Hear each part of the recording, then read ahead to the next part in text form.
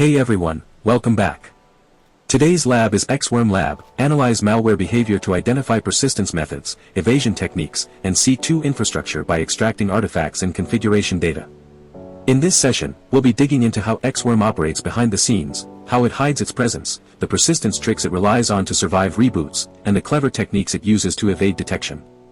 We'll also take a closer look at its configuration and uncover the command and control details that allow it to communicate with its operators. The goal here is not just to solve the challenge, but to give you practical, repeatable methods you can use in your own labs to build confidence and sharpen your malware analysis skills.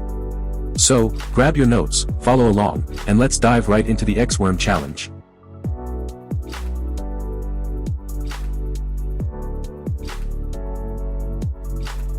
This is the scenario.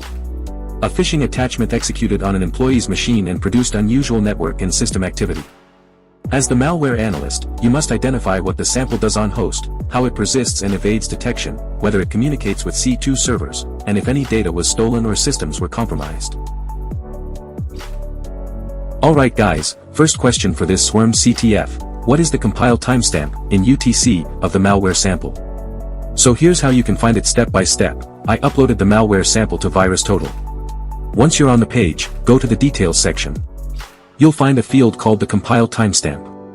This timestamp basically tells you the exact time when the file was originally built or compiled. Most of the time, it's shown in UTC, so you can read it directly without converting anything. It's a super handy way to get quick metadata information about the sample, and while it's not always 100% accurate, because some malware authors can fake it, it's still a great first step in understanding when the file was created. Second question. Which legitimate company does the malware impersonate in an attempt to appear trustworthy? This one is pretty straightforward. If you check the same VirusTotal page, you can see that the malware tries to impersonate Adobe. That's a common tactic. Malware often pretends to be a well-known company like Adobe to trick users into thinking it's safe. So, in this case, the answer is Adobe.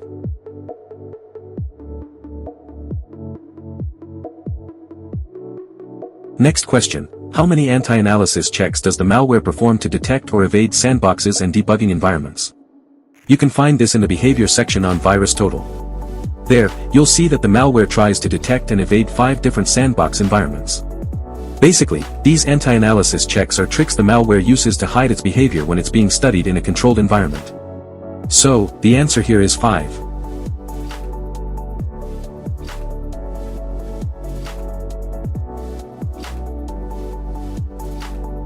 The fourth question is, what is the name of the scheduled task created by the malware to achieve execution with elevated privileges? To find this, I went to the AnyRun website and performed a dynamic analysis of the malware.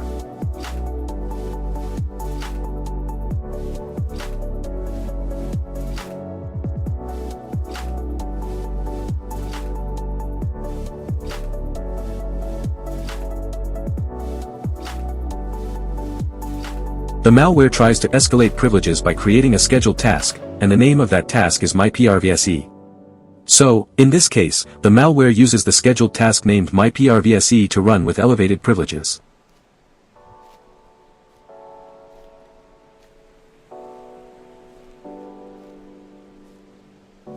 The fifth question is, what is the file name of the malware binary that is dropped in the app data directory?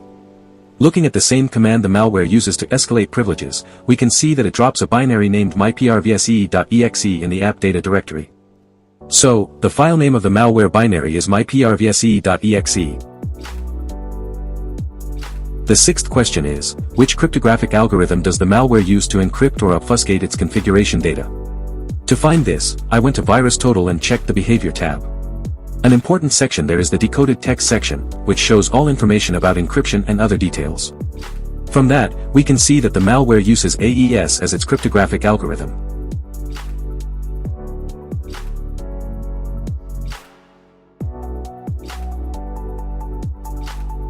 The seventh question is, to derive the parameters for its encryption algorithm, such as the key and initialization vector, the malware uses a hard-coded string as input. What is the value of this hard-coded string? By checking the decoded configuration text, you can see the hard-coded string used by the malware to derive the encryption parameters.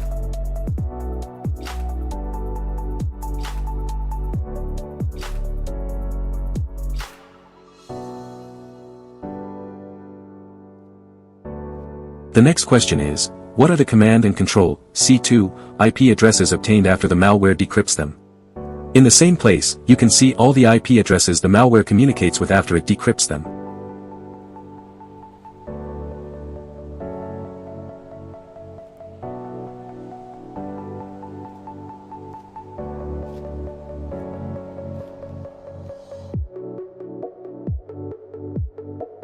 What port number does the malware use for communication with its command and control server? The malware communicates using port 7000.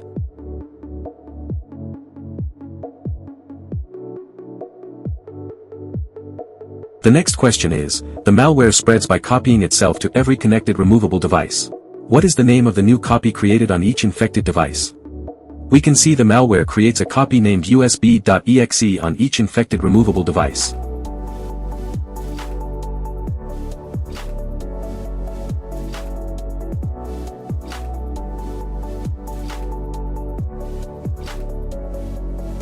The next question is, to ensure its execution, the malware creates specific types of files. What is the file extension of these created files? To find this, I carefully examined the behavior section on VirusTotal to see all the files dropped by the malware during its execution.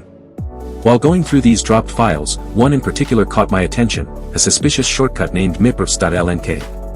Shortcut.lnk files are commonly used by malware because they can point to an executable and be easily triggered by the user or by system processes. The following question is, what is the name of the DLL the malware uses to detect if it is running in a sandbox environment?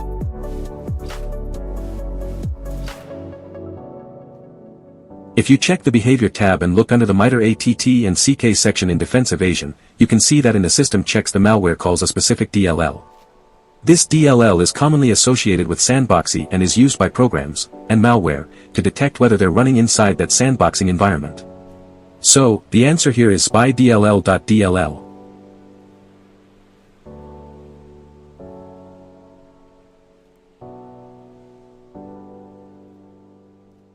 For this question, what is the name of the registry key manipulated by the malware to control the visibility of hidden items in Windows Explorer?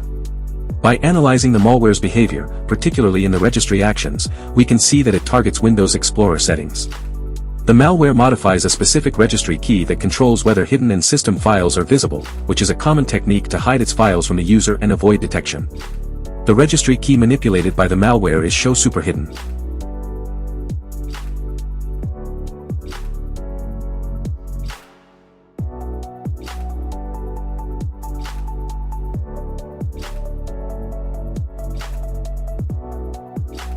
The next question is, which API does the malware use to mark its process as critical in order to prevent termination or interference?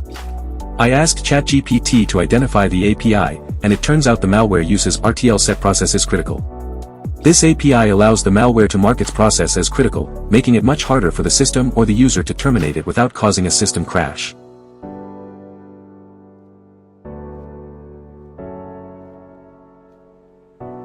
Here's the following question. Which API does the malware use to insert keyboard hooks into running processes in order to monitor or capture user input? I asked ChatGPT again to identify this API, and the answer is set Windows Hook X. This Windows API lets programs, or malware, install a hook procedure to monitor keyboard input system-wide or for specific threads, which can be used to capture keystrokes. The last question is, given the malware's ability to insert keyboard hooks into running processes, what is its primary functionality or objective? It is clearly a keylogger. Because it installs keyboard hooks to monitor keystrokes, in other words, it captures user input, passwords, messages, and other typed data, for exfiltration or further misuse. And that wraps up our full walkthrough of the Xworm CTF malware analysis from CyberDefenders. We went through every key question step by step, from checking the compile timestamp, identifying the malware's persistence mechanisms, decoding its configuration, all the way to understanding its C2 communication and keylogging functionality. Thanks for watching, and I'll see you in the next one.